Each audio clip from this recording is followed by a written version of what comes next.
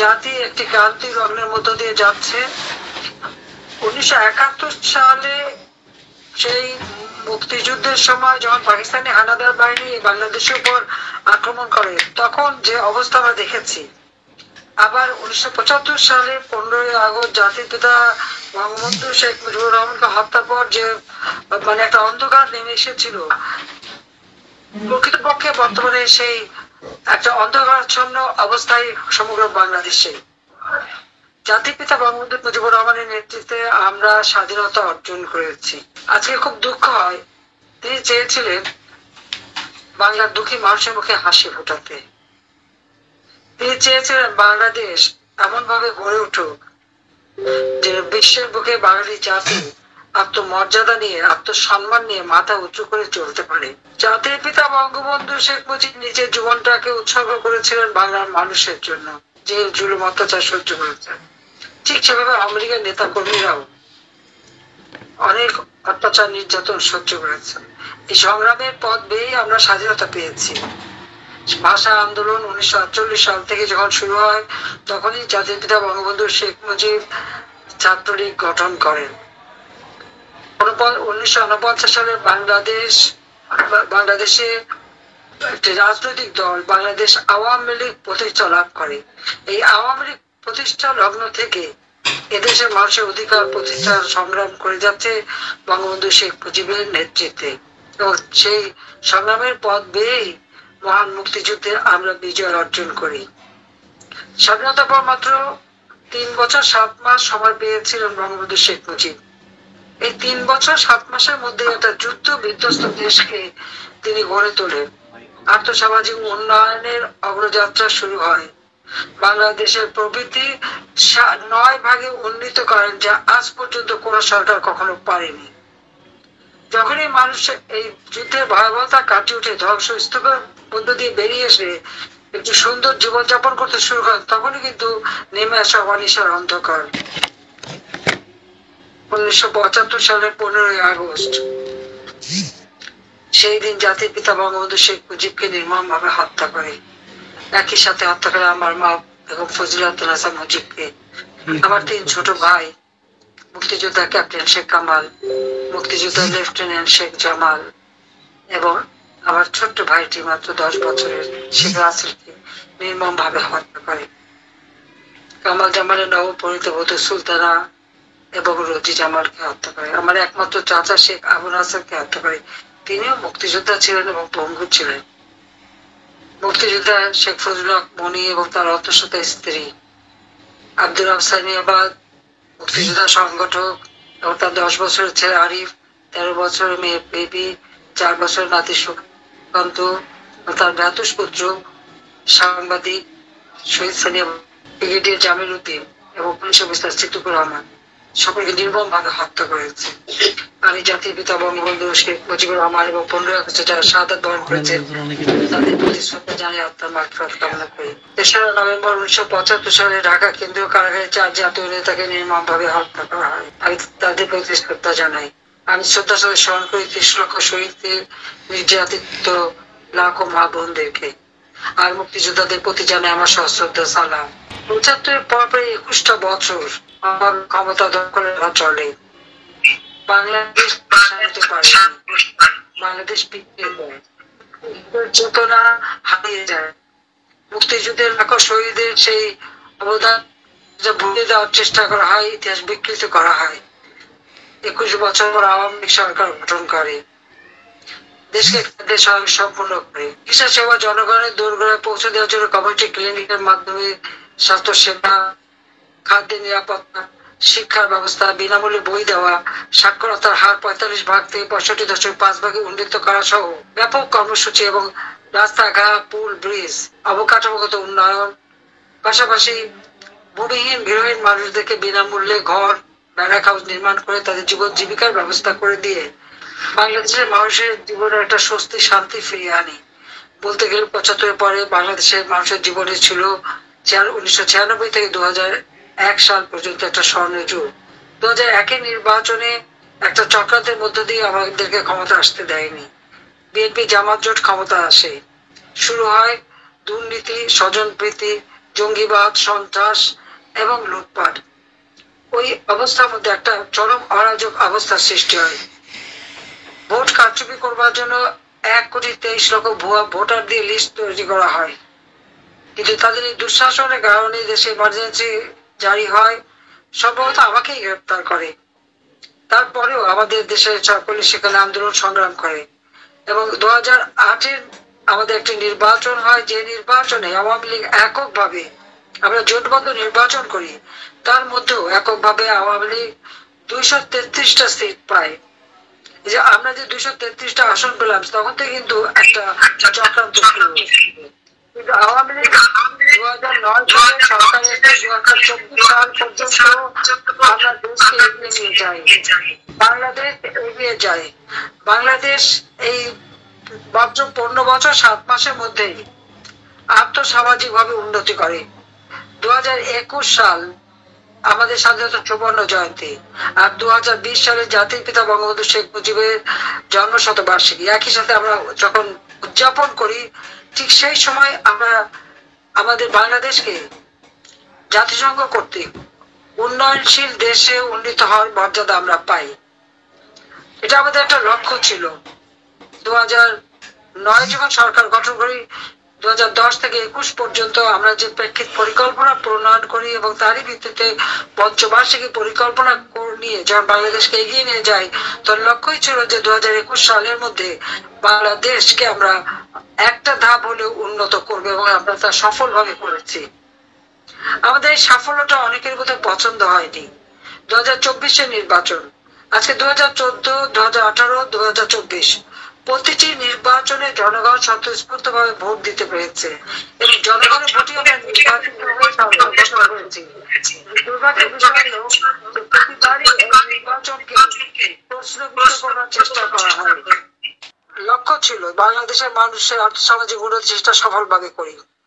যখন আমরা সরকার গঠন করি এবং বিএনপির আমলে আমরা দেখেছি 2006 সালে যেখানে দারিদ্রের হার 41% উপরে ছিল, সেটাকে আমরা 18.7 নামিয়ে আনি। হত দরিদ্র যেখানে 25.1 ছিল, তা আমরা 5.6 নামিয়ে আনতে সক্ষম হই। আমরা বিনামূল্যে মানুষকে ঘর দিতে শুরু করি, জীবন জীবিকার ব্যবস্থা করে দিই, ভিক্ষা বৃত্তি থেকে মানুষকে সরিয়ে এনে কর্মসংস্থার ব্যবস্থা করে দিই, গ্রামে গঞ্জে প্রত্যেক ঘরে ঘরে বিদ্যুৎ পৌঁছে দিই, রাস্তাঘাট, পুল, ব্রিজ, আধুনিক প্রযুক্তি সম্পন্ন একটা দেশ গড়ে তোলার জন্য আমরা পদক্ষেপ নিই। আমাদের প্রত্যেকটা ইউনিয়ন পর্যায় পর্যন্ত আমরা ব্রডব্যান্ড, ওয়াইফাই কানেকশন এবং বঙ্গবন্ধু স্যাটেলাইট উৎক্ষেপণ করে আমরা কম্পিউটার শিক্ষা, কম্পিউটার ট্রেনিং এবং ইনকিউবেশন সেন্টার করে দিই, হাইটেক পার্ক করে দিই, এবং আমাদের ছেলেমেয়েরা যাতে নিজেরা নিজের পায়ে দাঁড়াতে পারে, আমাদের ইয়াং বাংলা এই কর্মসূচির থেকে আমরা তাদেরকে নিজের পায়ে দাঁড়ানো, স্টার্ট আপ প্রোগ্রাম করা, ট্রেনিং দেওয়া এবং সেই সাথে সাথে প্রযুক্তি জ্ঞান সম্পন্ন করা, প্রতি জেলায় জেলায় ইউনিভার্সিটি তৈরি করা, আমাদের মেডিকেল কলেজ এবং কারিগরি শিক্ষাকে সব থেকে গুরুত্ব দিয়ে আমরা এগিয়ে যাই। আমাদের সাক্ষরতার হার আমরা 78.8 উন্নীত করতে সক্ষম হই। ক্লিনিক, কমিউনিটি ক্লিনিকের মাধ্যমে 30 প্রকার ওষুধ বিনামূল্যে দেই। বয়স্ক ভাতা, বিধবা ভাতা, প্রতিবন্ধী ভাতা, নিগৃহীত নারী তাদের জন্য ভাতার ব্যবস্থা করে প্রত্যেকের জীবনটাকে অর্থবহ করার চেষ্টা করি। মুখোমুখি যাতে না হয় তার ব্যবস্থা নেই। আমাদের মুক্তিযোদ্ধাদের আমরা সম্মান জানাই, তাদের বিশেষ মর্যাদা দেই, তাদের জন্য দুস্থ মুক্তিযোদ্ধাদের ভাতা এবং তাদের জন্য ফ্ল্যাট নির্মাণ করি। আমাদের দেশে যারা মানে একেবারে নিম্ন শ্রেণীর, যারা হরিজন অথবা দলিত শ্রেণী বা সুইপার, তাদের জন্য ফ্ল্যাট নির্মাণ, বস্তিদের জন্য ঢাকা শহরে ফ্ল্যাট বাড়ি নির্মাণ করা। আমাদের দেশে যে ইজরা, বেদে এবং অন্যান্য কুষ্ঠরোগী প্রত্যেকে বিনা পয়সা ঘর এবং জীবিকার ব্যবস্থা করে দিই। বাংলাদেশে এমন একটা এলাকা ছিল না যেখানে উন্নয়নের ছোঁয়া না পৌঁছায়, এবং খাদ্য যারা একবেলা খেতে পারতো না, অন্তত তারা 3 বেলা খেতে পারে সেই ব্যবস্থাটা করে দিয়েছিলাম। জঙ্গি দমনের সব থেকে বেশি আমরা সাফল্য দেখিয়েছি। যেখানে বিএনপির আমলে 500 জায়গায় বোমা হামলা হয়েছিল, 21 আগস্ট গ্রেনেড হামলা করে আমাদের হত্যা চেষ্টা করা হয়। আমরা সেই জায়গা থেকে মানুষের জীবনের শান্তি নিরাপত্তা নিশ্চিত করি। জঙ্গিদের গ্রেপ্তার করা, সাজার ব্যবস্থা করি, সেই সাথে সাথে দেশে যাতে শান্তিপূর্ণ পরিবেশে উন্নতি হয় তার ব্যবস্থা নেই। আমাদের সশস্ত্র বাহিনী, সেনাবাহিনী, নৌবাহিনী, বিমান বাহিনী, পুলিশ বাহিনী এবং বিডিআর থেকে বিজিবি থেকে শুরু করে আনসার বাহিনী প্রত্যেকেই উন্নয়নে ব্যাপকভাবে আমরা কাজ করি। আমাদের উন্নয়নের কর্মসূচি থেকে বাংলাদেশের কোনো অংশের মানুষও কিন্তু বাদ যায়নি। প্রত্যেকটা মানুষ লেখাপড়ার জন্য প্রতিটি ইউনিভার্সিটিতে সেশন জট মুক্ত করে দিয়ে সকলকে লেখাপড়ার দিকে মনোযোগী করি এবং আমরা বহুমুখী বিশ্ববিদ্যালয় করে আমাদের শিক্ষাকে বহুমুখী করে দিই, যেন আধুনিক যুগের সাথে তাল মিলিয়ে আমাদের দেশের মানুষ চলতে পারে। জাতিসংঘ শান্তি রক্ষা মিশনে 1 নম্বরে আমাদের সদস্য সংখ্যা, বিশ্বের শান্তি রক্ষায় বিরাট ভূমিকা আমরা পালন করি। সকলের সাথে বন্ধুত্ব, কারোর সাথে বৈরিতা নয়, সেইভাবে সেই নীতি নিয়েই আমাদের পথ চলা এবং সেখানে আমরা সাফল্য করেছি। যে বাংলাদেশ ছিল বিশ্বের কাছে উন্নয়নের রোল মডেল, যে বাংলাদেশ ছিল যে একটা উন্নত দেশের অগ্রযাত্রা শুরু করার দেশ, যেখানে 2041 সালের মধ্যে আমরা স্মার্ট বাংলাদেশ গড়ে তুলবো, সেই লক্ষ্য নিয়ে কাজ করি। অত্যন্ত সাফল্যের সাথে আমরা জাতিসংঘ কর্তৃক ঘোষিত এমডিজি বাস্তবায়ন করি। এসডিজি বাস্তবায়নের ক্ষেত্রে আমাদের অগ্রযাত্রা শুরু হয়। যখন সারা বিশ্বব্যাপী বাংলাদেশের ভাবমূর্তি এত উজ্জ্বল যে প্রত্যেকেই মনে করে বাংলাদেশের উন্নয়নটা একটা বিস্ময়, ঠিক সেই সময় যেন আরেকটা অন্ধকার যুগ নেমে এলো। 2024 সাল, কোটা আন্দোলন। জুলাই মাসের 7 তারিখে কোটা আন্দোলন, সেখানে কোনো ইস্যু ছিল না তো, কারণ কোটা তো আমি 2018 সালে যখন আন্দোলন হলো তখনই তো আমি কোটা বাতিল করে দিয়েছিলাম। হাইকোর্ট একটা রায় হয়েছে, সরকারের পক্ষ থেকে আমরা আবেদন করেছি, সেটা স্থগিত হয়ে গেছে। তারপর আবার আন্দোলন কেন? আলোচনা, ছাত্রদের সকল দাবি মেনে নেওয়া, সবই তো ব্যবস্থা করেছি, কিন্তু তারপরেও তাদেরকে 1 দফা দাবি এবং সাথে সাথে অগ্নিসন্ত্রাস আর খুন খারাপি শুরু হয়ে গেল। আজকে যে হত্যাকাণ্ডগুলি ঘটেছে তার জন্য এবং যে সমস্ত অপরাধগুলি সেই জুলাই মাসের 15 তারিখ থেকে করা হয়েছে, আপনারা দেখেছেন দায় মুক্তি দেওয়া হয়েছে। কেন দায় মুক্তি দেওয়া হলো? দায় মুক্তি কাদের দেয়? অপরাধীদের। এই দায় মুক্তি দিয়ে কিন্তু এই ইউনূস সরকার এটাই স্বীকার করে নিয়েছে যে এরা অপরাধ করেছে, অপরাধী। তো অপরাধীদের কি হওয়া উচিত? অপরাধীদের কি শাস্তি হওয়া উচিত না? যারা মানুষকে হত্যা করেছে, পুলিশ হত্যা করেছে, আওয়ামী লীগ নেতাকর্মী হত্যা করেছে, সাংবাদিক হত্যা করেছে, সাংস্কৃতিক কর্মী হত্যা করেছে, সংখ্যালঘুদের উপর অত্যাচার করেছে, সেখানে হিন্দু, বৌদ্ধ, খ্রিস্টান কেউ বাদ যায়নি। এমনকি মসজিদ, দরগা শরীফ, পীর, ওলামা মাশায়েখ প্রত্যেকের উপরেই তো হামলা করেছে, কেউ তো বাদ যায়নি। এত কাণ্ড ঘটানোর পরেও অপরাধীকে আওয়ামী লীগ কেন? আমার প্রশ্ন। আজকে আমাদের ফ্যাসিবাদ বলা হয়, বলা গণহত্যা করেছে, যেখানে আমার আওয়ামী লীগের প্রায় 400 মতো নেতাকর্মীকে হত্যা করা হয়েছে, যেখানে 6 জন সাংবাদিক হত্যা করা হয়েছে, যেখানে সংখ্যালঘুদের হত্যা করা হয়েছে, মসজিদ এবং মন্দির, দরগা শরীফ সেগুলো আক্রমণ করা, গির্জা আক্রমণ করা, প্যাগোডা আক্রমণ করা, সেখানে পুড়িয়ে দেওয়া। কারা ফ্যাসিবাদ? কারা স্বৈরাচার? সেটা আমার প্রশ্ন। আজকে সাংবাদিক, 1000-এর উপর সাংবাদিক তাদের চাকরি হারিয়েছে, সাংবাদিকদের বের করে দেওয়া হয়েছে। প্রত্যেকটা মিডিয়া আজকে কন্ট্রোলে, কেউ কারো কথা বলার স্বাধীনতা নাই। এমনকি বিভিন্ন বেসরকারি টেলিভিশন তার মালিকানাই বদলে গেছে। প্রত্যেকটা ব্যাংক দখল করা, চরমভাবে লুটপাট। আর আওয়ামী লীগের নেতা কর্মী, আওয়ামী লীগ এবং ছাত্রলীগকে ব্যান করা হয় আর আওয়ামী লীগের শত্রু হিসেবে চিহ্নিত করা হয়। আওয়ামী লীগের অপরাধটা কি? আওয়ামী লীগের দেশের স্বাধীনতা এনেছে, মুক্তিযুদ্ধের চেতনায় দেশ গড়েছে, মানুষের জীবনে শান্তি এনে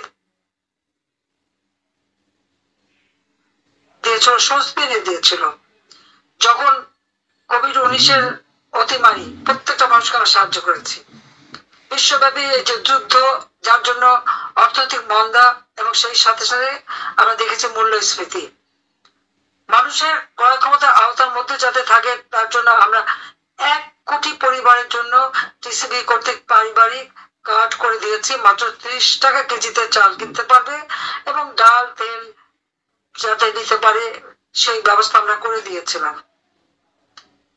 আজকে কেন বয়স্ক ভাতা বিধবা ভাতা সহ আমাদের সামাজিক নিরাপত্তার যে 116টা কর্মসূচি বাতিল করা হলো, এই বঞ্চিত করা হলো বয়স্ক মানুষ দরিদ্র মানুষদেরকে? আজকে আমরা হত দরিদ্র যারা, বিশেষ করে যারা কর্মক্ষমতা নেই তাদেরকে তো বিনা পয়সায় চাল দিতাম, কেন দেওয়া হচ্ছে না তাদের? আশ্রয় প্রকল্পের ঘরগুলি ভেঙে জমিগুলি দখল, মানুষকে বের করে আবার তাদের পথে ভিখারি করতে কেন করে দেওয়া হলো? আওয়ামী লীগের নেতা কর্মীদের উপর চরম অত্যাচার, ঘর বাড়ি ব্যবসা প্রতিষ্ঠান দোকানপাট কারো হোটেল কারো ইন্ডাস্ট্রি সব ভেঙে চুরমার, লুটপাট করা হয়েছে। আজকে আমাদের কর্মীরা নিঃস্ব, কারা করেছে? আমরা তো সরকারি ছিলাম, প্রতিটি টেলিভিশন আমারই দেওয়া, বাংলাদেশে একটা মাত্র টেলিভিশন ছিল, আমি বেসরকারি খাতে তাও উন্মুক্ত করে দিই। সেখানে টক শো হতো, সবাই তো আমাদের সমালোচনা করতো, দিন রাত আমাদের মধ্যে কথা বলছে। আবার এক সেট তৈরি হয়েছিল বিদেশে, সেখানে বসে সারাদিন যত সত্য মিথ্যা দিয়ে বানোয়াট কথা বলে বেড়াতো, অপপ্রচার চালাতো। আমরা তো তাদের কোনো ব্যবস্থা নেই তাদের বিরুদ্ধে। যা কিছু হয়েছে আইনসম্মত ভাবে, লাঠি দিয়ে পিটিয়ে পিটিয়ে মানুষ হত্যা করা, এমনকি একটা প্রেগনেন্ট পুলিশ মানে সেপাই, সে মেয়েটা মাপ চাচ্ছে, হাত পা দিয়ে বলছে যে ভাই আমার পেটে বাচ্চা, আমাকে মারবেন না, তাদেরকে পিটিয়ে মারা। কসাইখানায় পশু জবাই দিয়ে যেমন পা বেঁধে ঝুলিয়ে রাখে, সেইভাবে পুলিশদের মেরে ঝুলিয়ে রাখা, আওয়ামী লীগ নেতা কর্মীকে মেরে ঝুলিয়ে রাখা, তাকে অপমান করা। 15ই আগস্ট 32 নম্বরে গেল বলে সেই এমন ভাবে মারা, আমাদের মোহন পাটুরি তো মারাই গেল, আরো কয়েকজনকে তাদের কাপড় চোপড় খুলে উলঙ্গ করে তাদেরকে যেভাবে নির্যাতন করে মারা হয়েছে। যারা এই ঘটনাগুলি ঘটেছে তারা কি মানুষ? তাদের মধ্যে কি এতটুকু মনুষ্যত্ব বোধ আছে? চরম ভাবে তারা মানবাধিকার লঙ্ঘন করে গেছে, তারপরে তারা দায় মুক্তি পায়। এই দায় মুক্তি দেওয়াটা কেন? আজকে আমার প্রশ্ন, 32 নম্বরের বাড়িটা কি অপরাধ করেছে? 71 সালে পাকিস্তান হানাদার বাহিনী ওই বাড়ি 2 বার হামলা নিয়েছে, ওই বাড়ি লুটপাট করেছে, আগুন দিয়ে কিন্তু পোড়ায় নাই। 75 ওই বাড়িতেই জাতির পিতা বঙ্গবন্ধু শেখ মুজিবকে হত্যা করেছে আমার পরিবারের সদস্য সহ, তারা লুটপাট করেছে কিন্তু বাড়িটা আগুন দেয়নি। 1971 সালে 25শে মার্চ যখন পাকিস্তান হানাদার বাহিনী বাঙালি জাতির উপরে, নিরস্ত্র বাঙালি জাতির উপরে আক্রমণ করে, এই তার পরপরই জাতির পিতা বঙ্গবন্ধু শেখ মুজিবুর রহমান স্বাধীনতার ঘোষণা দেন। এই স্বাধীনতা ঘোষণা দেওয়ার পরেই তো তাকে গ্রেপ্তার করে নিয়ে যাওয়া হয়, ওই বাড়ি থেকেই তো আমাদের স্বাধীনতার ঘোষণা। তারপরে কিন্তু পাকিস্তানিরা বাড়িটা পোড়ায়নি। কিন্তু আজকে আপনারা দেখেন, ইউনূস সরকার ক্ষমতা আসলো, বিএনপি জামাত জোট হিজবুত তাহরীর এবং জঙ্গিদের সব জেলখানা থেকে ছেড়ে দিল। আর এই 5 আগস্ট কামালের জন্মদিন আমরা পালন করবো, সেটা আমরা পারলাম না। আর সেই দিন ওই বাড়িতে আগুন দিয়ে পোড়ানো হলো। একই সাথে ধানমন্ডি 5 নম্বর সুধা সদন, যেটা আমার স্বামীর বাড়ি জয়পুত্রের নামে, সেই বাড়িটাও আগুন দেওয়া হলো এবং লুটপাট করা এবং আগুন দিয়ে পোড়ানো হলো। রেহানা, সেটা একটা আইন করে জাতির পিতার কন্যা হিসেবে তাকে একটা বাড়ি দেওয়া হয়েছিল থাকতে, সে বাড়িটাও লুটপাট করলো। সংসদ ভবন, যেখানে আমরা আওয়ামী লীগ ক্ষমতা আসার পর থেকে 2009 সাল থেকে ধারাবাহিক ভাবে আমরা গণতন্ত্র প্রতিষ্ঠা করেছি, গণতান্ত্রিক চর্চা হয়েছে এবং গণতান্ত্রিক ধারা অব্যাহত রেখে বাংলাদেশের আর্থসামাজিক উন্নতি করেছি। সেই সংসদ ভবনে আক্রমণ এবং বেয়াদবের মতো সেই সংসদ ভবনের চেম্বারে ঢোকা, স্পিকার চেম্বার ভাঙা, চেয়ারে বসে পা তুলে সিগারেট খাওয়ার থেকে শুরু করে কিভাবে অবমাননা করা হয়েছে। যে কোনো একটা রাষ্ট্র পরিচালনায় তার 3টে অঙ্গ থাকে, যেটাকে বলে লেজিসলেটিভ, জুডিশিয়ারি এবং এক্সিকিউটিভ।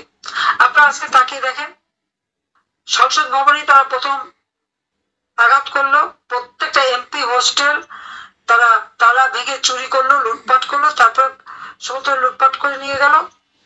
গণভবন সেটাকে আক্রমণ করলো।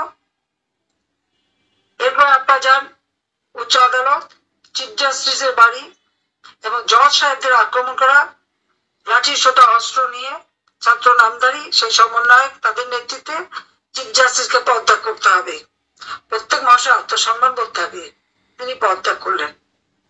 অর্থাৎ সংসদ ভবন, আইনসভার আক্রমণ, এরপরে জুডিশিয়ারিতে আক্রমণ, তারপরে আজকে আপনাদের সরকারি কর্মকর্তা কর্মচারী তিনজন সাবেক প্রিন্সিপাল সেক্রেটারিকে গ্রেপ্তার করে রাখা হয়েছে মিথ্যা মামলা দেওয়া, 25 জন সচিব অথবা এডিশনাল সেক্রেটারি এদের বিরুদ্ধে মামলা এবং তার উপর ওএসডি করা, চাকরিচ্যুত করা। আইন শৃঙ্খলা কিভাবে থাকবে?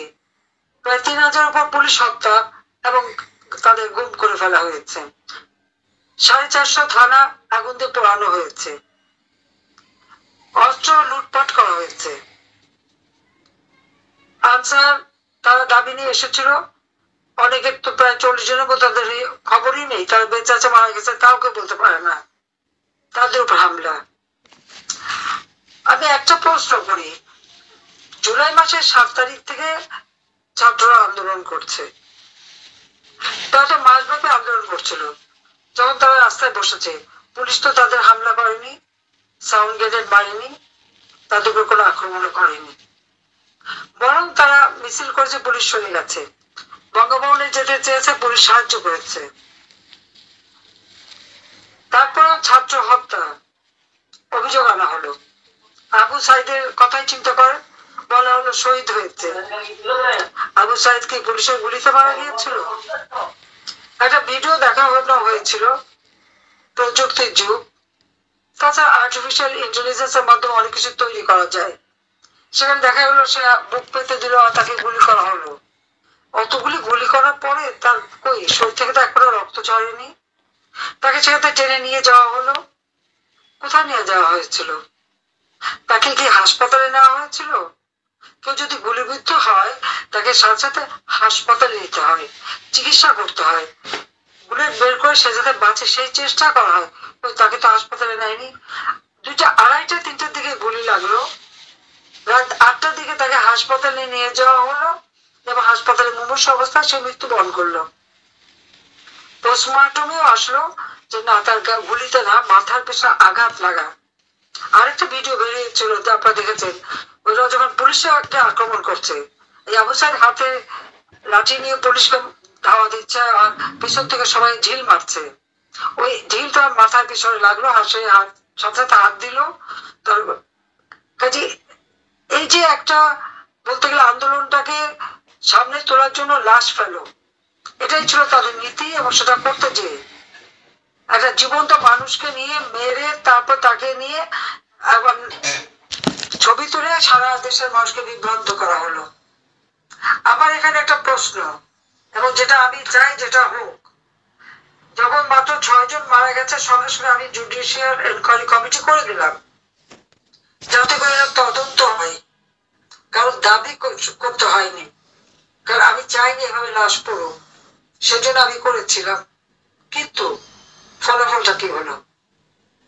যেই আমাদের সুদখোর স্বনামধন্য আন্তর্জাতিক খ্যাতি সম্পন্ন সুদখোর যখন ক্ষমতা দখল করলো, জুডিশিয়াল কমিটি সেই তদন্ত বন্ধ করে দিল।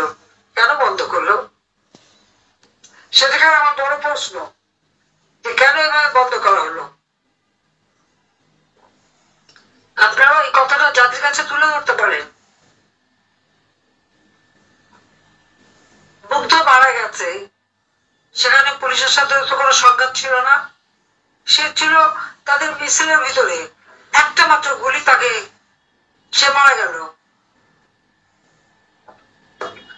পুলিশ দূর থেকে যদি গুলি করতো তাহলে ওরকম একটা বুলেট একজনের গায়ে লাগার তো কথা না, আরো তো ইনজুরি হওয়ার কথা ছিল, তা তো হয়নি।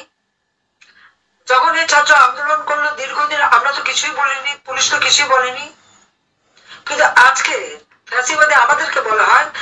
আজকে যখন আপনারা দেখেন মাদ্রাসার শিক্ষকরা আন্দোলন করতে গেল, তাদের উপরে পুলিশ হামলা, সাউন্ড গ্রেনেড, তাদেরকে আক্রমণ করা হলো। ছাত্ররা যখন বয়স বাড়ানো নিয়ে আন্দোলন করলো, তাদের উপরে হামলা করা হলো, সেখানে ছাত্র মারা গেল।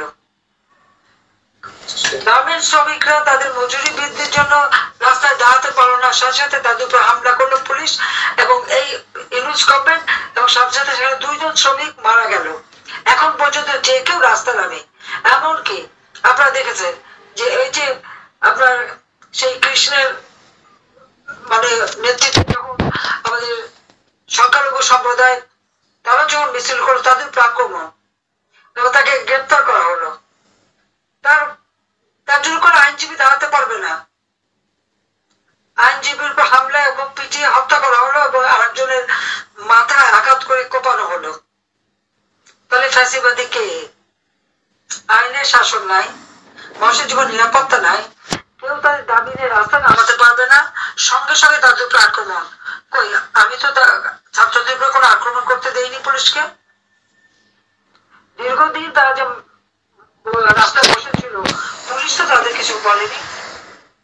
যখন তারা পুলিশকে আক্রমণ করলো, অগ্নিসংযোগ শুরু করলো, যখন মানুষ হত্যা শুরু করলো, তখনই তো সংঘাত। তারা পুলিশ মেরে তাদের পা বেঁধে ঝুলাচ্ছে, আর পুলিশ বসে বসে দেখবে। আমার বনভবনে মা চাচি ঘরের ভিতরে আগুন দিয়ে পুড়িয়ে মারা হলো, ছেলেকে পায় না দেখে মাকে গ্রেপ্তার করে নিয়ে যাওয়া হয়েছে, অথবা আর এক মাকে গাছের সাথে বেঁধে রাখা হয়েছে। ফ্যাসিস্ট কে? খুনি কে? গণহত্যাকারী কে? আওয়ামী লীগের আমলে, আমার আমলে তো এরকম ঘটনা ঘটেনি। হ্যাঁ, আমি জঙ্গি দমন করেছি, জঙ্গিদের ধরেছি, সন্ত্রাসীদের ধরেছি, যারা মানুষ হত্যা করেছে তাদের ধরেছি, আমি যুদ্ধ অপরাধীদের বিচার করেছি, যারা গণহত্যা করে 71-এ তাদের বিচার করেছি, যারা ভিকটিম, যারা তখন বিচার পায়নি তাদের ন্যায় বিচার আমরা দিয়েছি। বঙ্গবন্ধু শেখ মুজিবের হত্যাকারী যাদেরকে দেশ স্বাধীন করাটাই কি অপরাধ? আজকে আমাদের সংবিধান বদলে দেবে, সংস্কার করবে, ইতিহাস বদলে দেবে, বঙ্গবন্ধুর নাম মুছে ফেলবে এবং বাংলাদেশ পেয়েছে কথা বলে তাকে অপমান করা আর 32 নম্বর পুড়িয়ে সরকার করে দেওয়া। তারা কি ভেবেছে কি এরকম? তো ওই জিয়াউর রহমান ক্ষমতা এসে করেছিল, সে নাম তো বুঝতে পারেনি, পারবেও না। কিন্তু যারা আজকে এই ধরনের অন্যায় অপকর্ম করে বেড়াচ্ছে, একদিন তাদের নামে ইতিহাসে আস্থা করে যাবে, এটাই হচ্ছে বাস্তবতা।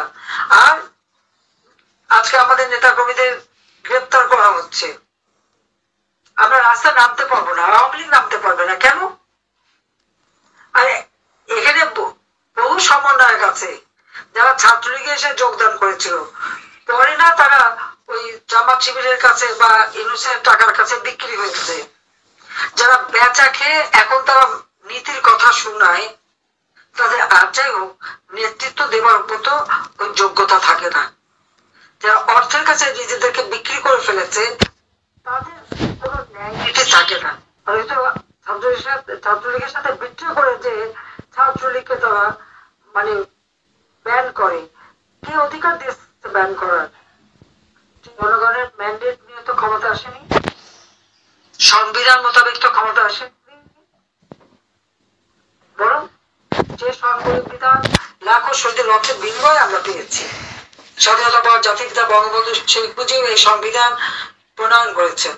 এই সংবিধানের সঙ্গীদের কথা অনেকেই বারবার এটাকে কত বিক্ষত করার চেষ্টা করেছে, কিন্তু আবার আমরা সেই সংবিধান 72 সালের সংবিধান প্রবর্তন করেছি।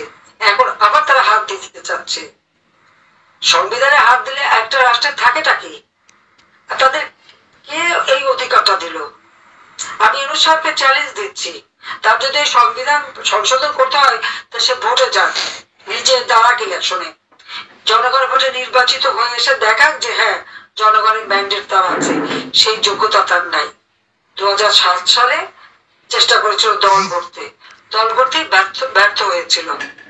আর সেই ব্যর্থতার প্রতিশোধ নিল 2024 সালে, যাই না কোন দেশে দালালি করে এসে হাজার হাজার কোটি টাকা মেরে সেই গ্রামীণ ব্যাংকে গরিবদের ক্ষুদ্র ঋণ দিয়ে তাদের কাছে মোটা অঙ্কের সুদ খাওয়া, আর সমস্ত টাকা বিদেশে পাচার করা, গ্রামীণ ফোনের টাকা পাচার করা, এবং এসব করেই তো তার অর্থ সম্পদ। আজকে গুলশানের 9 কোটি টাকার ফ্ল্যাট, পূর্বাঞ্চলে 68 একর জমি, ফ্রান্সে ফ্ল্যাট, আমেরিকায় এত সম্পদ আসে কোত্থেকে? ক্ষমতা আসার পরে আজকে কি শুরু করেছে তারা? আওয়ামী লীগের নেতা কর্মীর কি অপরাধ? অথচ ইউনূসের বিরুদ্ধে তার দুর্নীতির কারণে, মানি লন্ডারিং কারণে, এবং লেবারদের টাকা, তারই কোম্পানির শ্রমিকদের টাকা মেরে খেয়েছে, তার জন্য তার বিচার হয়েছে, 6 মাসের সাজা হয়েছে।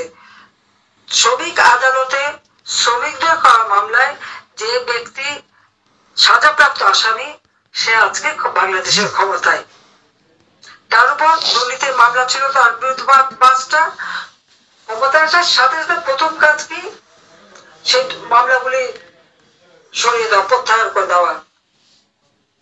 666 কোটি টাকা তার কাছে কোম্পানি এবং তার ব্যক্তিগত সব মিলে তার কাছে তার কর বাকি, তার বিরুদ্ধে মামলা হয়েছে। সেই কর আদায়ের মামলার রায় হওয়ার কথা ছিল 6 আগস্ট, সেটি হচ্ছে 5 আগস্ট। এমন ঘটনা ঘটিয়েছে যেন মানে আমরা ক্ষমতা থেকে সরে যেতে পারি আর সে ক্ষমতা দখল করতে পারি। এদেশে গৃহযুদ্ধ বাঁধক। আমি চাইনি এদেশের মানুষের রক্ত ছড়ুক। ভেবেছিলাম যে আমি চলে গেলে যদি শান্তি আসে, আসুক। আসলে তাদের উদ্দেশ্যটা কি ছিল? 15 আগস্ট আমরা 2টা বোন বিদেশে ছিলাম, মারতে পারিনি। আমাদের 2 বোনকে হত্যা করবে, এটাই ছিল তাদের প্ল্যান। সেটা বেশি দূর যেতে হবে না, সে 15 আগস্টের এক খুনি, সে তার ইন্টারভিউতেই বলে দিয়েছে। এবং এই ইউনূস এসে ক্ষমতায় সে কি করছে? এই সমস্ত খুনি, জঙ্গি, সন্ত্রাসী তাদের নিয়ে চলা, সেকে মুক্তি দিয়েছে। জেলখানা খালি, এমনকি জেল ভেঙেও তো জঙ্গিদের বের করে নিয়ে এসেছে। তো আজকের বাংলাদেশ কি? বাংলাদেশ জঙ্গিদের বাংলাদেশ, সন্ত্রাসীদের বাংলাদেশ। আর আওয়ামী লীগ আমলে বাংলাদেশ কি ছিল? উন্নয়নের রোল মডেল, উন্নয়নের বিস্ময়। তাহলে ফ্যাসিবাদ কে? গণহত্যাকারী কে? বাংলাদেশের শত্রু কে? আজকে যে সমস্ত ছেলেরা কথায় কথায় আওয়ামী লীগের শাস্তি চায়, শেখ হাসিনার শাস্তি চায়, তাদেরকে আমি এই কথাটাই বলতে চাই, তাদের জন্ম কবে? তারা কি 71 সাল দেখেছে? দেখেনি, তাদের সে অভিজ্ঞতা নাই। আওয়ামী লীগের 15 বছর 7 মাস ক্ষমতায় তারা খুব শান্তিতে লেখাপড়া করার সুযোগ পেয়েছে, শান্তিতে থাকার সুযোগ পেয়েছে। ডিজিটাল বাংলাদেশ করেছিলাম বলে কম্পিউটার শিক্ষা পেয়েছে, সোশ্যাল মিডিয়া ব্যবহার করা শিখেছে।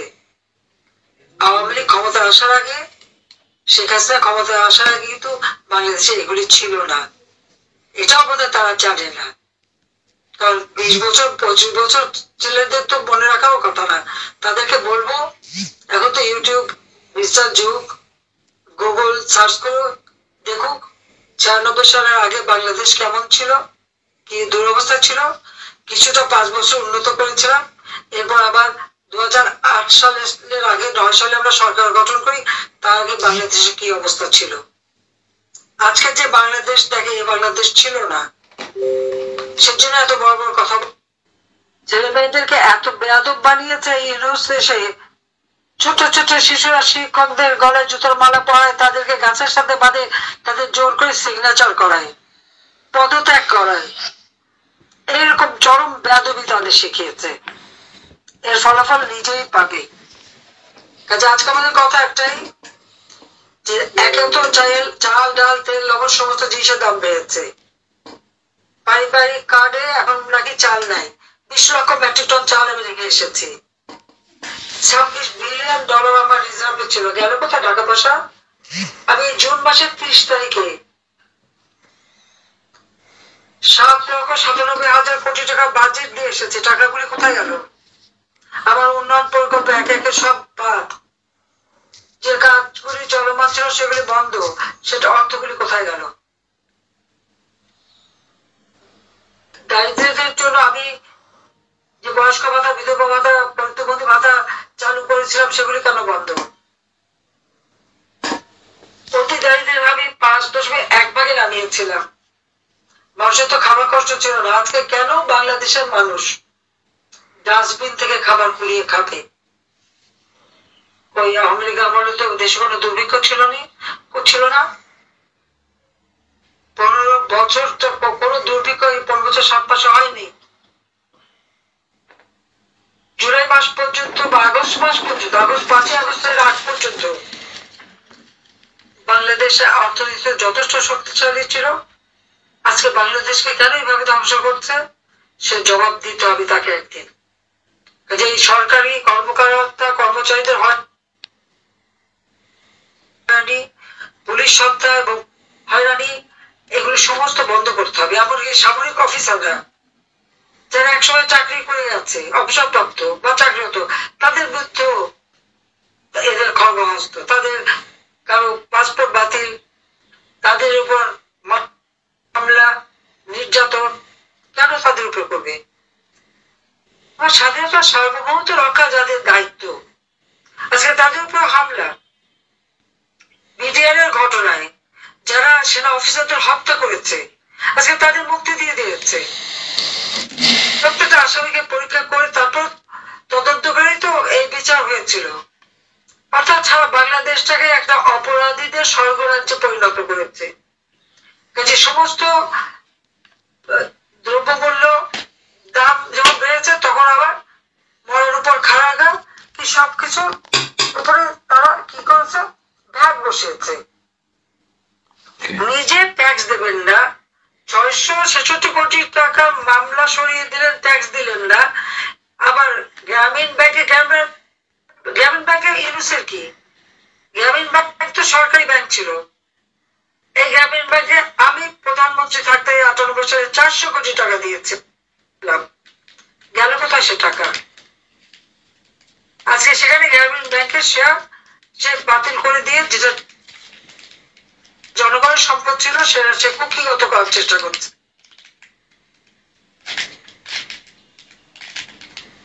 লজ্জাশরম থাকা উচিত যে আমাদের সন্তানদের পর্যন্ত তারাই করে। আমি আরেকটা কথা বলি, আজকে যারা উপদেষ্টা এবং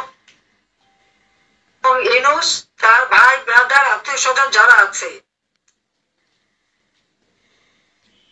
তাদের কার কত সম্পদ আছে তার হিসাব দিতে হবে।